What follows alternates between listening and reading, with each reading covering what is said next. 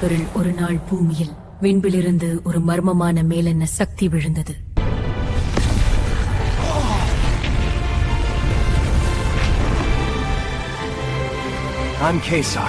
தன்மை கிசரை தேர்ந்தெடுத்தது. என்ன நடக்குது என்னிடம்? இது என்ன சக்தி? இரண்டு சக்திகள். இப்போது அவை அனைத்தும் என் கையில்தான்.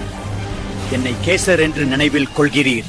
பூமி காப்பான். எப்படி இருக்கேங்க ஆஷ்? நல்லா இருக்கேன் கேசர். நீயோ எப்படி? சூப்பரா இருக்கேன். இன்னொரு விஷயம், என் புதிய சக்தியை பாரு. புதிய சக்தி? ஆமா, இது பாக்க. வா, இது செம்மையா இருக்கு. சூடு கூட தெரியும். உதவி செய், எனக்கு பயமா இருக்கு. அந்த பையனை விட்டுட்டு என்கிட்ட வம்பு பண்ணாத. பிடிக்கிறேனே, பிடிச்சாதான் விடுவேன். வந்து போர் பண்ணு. குழந்தையை விடு. என்னோட பேர் வேண்டாம். அவன் தப்பிச்சு போகட்டும். சரி, இப்போ நீ என்னோட முகத்தில் இருந்து பாரு. குழந்தை போனது. இப்போ நாம மட்டும் இருந்தா மட்டும் போதுன்றா. 5 தன்மைகளோட ஒரு முத்திரையை உன்னை மிதிக்கிறது. இன்னும் நிறுத்தல ராட்சசா. இன்னும் வந்து காத்திருக்குது.